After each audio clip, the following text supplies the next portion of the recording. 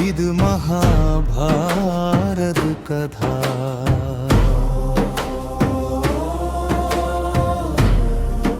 അജ്ഞാതവാസം അവസാനിച്ചു. പാണ്ഡവർ തങ്ങളുടെ വാക്ക് പാലിച്ചു. ഇപ്പോൾ അവർക്ക് തിരികെ ലഭിക്കേണ്ടത് സ്വന്തം രാജ്യം. യുധിഷ്ഠിരൻ യുദ്ധം ആഗ്രഹിച്ചിരുന്നില്ല.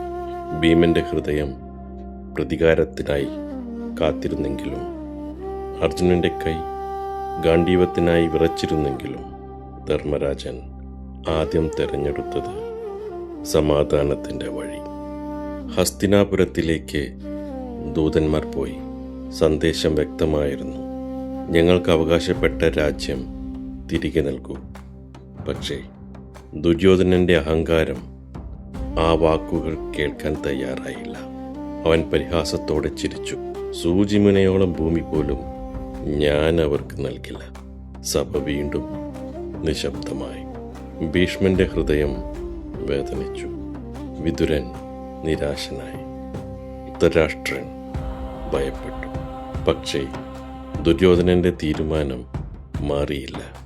അപ്പോൾ ഒരു അവസാന ശ്രമം തീരുമാനിക്കപ്പെട്ടു. ശ്രീകൃഷ്ണൻ തന്നെ സമാധാന ദൂതനായി പോകാൻ തയ്യാറായി. ഉപപ്ലാവ്യത്തിൽ പാണ്ഡവർ അദ്ദേഹത്തെ നോക്കി നിന്നു. കൃഷ്ണൻ ശാന്തമായി പറഞ്ഞു: അവസാന നിമിഷം വരെ സമാധാനത്തിനായി ശ്രമിക്കണം. അങ്ങനെ ദ്വാരകയുടെ യാദവൻ, ലോകത്തിൻ്റെ മാർഗദർശി, ഹസ്തിനാപുരത്തിലേക്ക് യാത്രയായി. രാജധാനി മുഴുവൻ അദ്ദേഹത്തെ ആദരവോടെ സ്വീകരിച്ചു. വിതുരൻ്റെ വീട്ടിൽ കൃഷ്ണൻ താമസിച്ചു.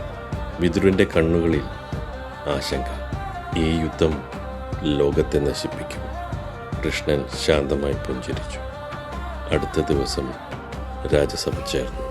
കൗരവർ, പാണ്ഡവർക്ക് അനുകൂലമായിരുന്ന മുതിർന്നവർ എല്ലാവരും അവിടെ ഉണ്ടായിരുന്നു. കൃഷ്ണൻ സഭയുടെ നടുവിൽ നിന്നു. അദ്ദേഹത്തിൻ്റെ ശബ്ദം ഗൗരവത്തോടെ മുഴങ്ങി: പാണ്ഡവർ യുദ്ധം ആഗ്രഹിക്കുന്നില്ല. അവർക്ക് അവകാശപ്പെട്ടത് മാത്രം മതിയാകും.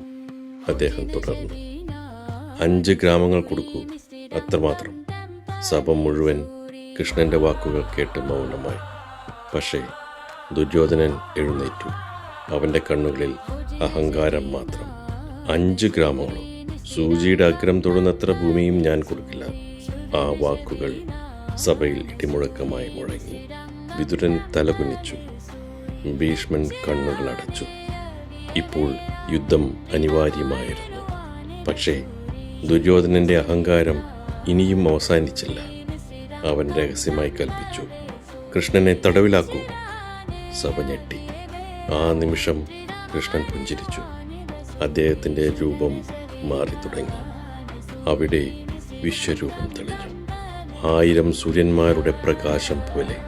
ദേവന്മാർ, ലോകങ്ങൾ, കാലം തന്നെ, എല്ലാം ആ രൂപത്തിനുള്ളിൽ. സഭ ഭയത്തോടെ വിറച്ചു. ധൃതരാഷ്ട്രൻ ആ രൂപം കാണാൻ ഒരു നിമിഷം ദൃഷ്ടി അഭ്യർത്ഥിച്ചു. കൃഷ്ണൻ അദ്ദേഹത്തെ അനുഗ്രഹിച്ചു. അന്ധനായ രാജാവ് ആദ്യമായി ലോകം കണ്ടു. പക്ഷേ അദ്ദേഹം കണ്ടത് വിനാശത്തിൻ്റെ രൂപമായിരുന്നു. വിശ്വരൂപം അപ്രത്യക്ഷമായി. കൃഷ്ണൻ അവസാനമായി പറഞ്ഞു: ഇനി യുദ്ധം മാത്രം.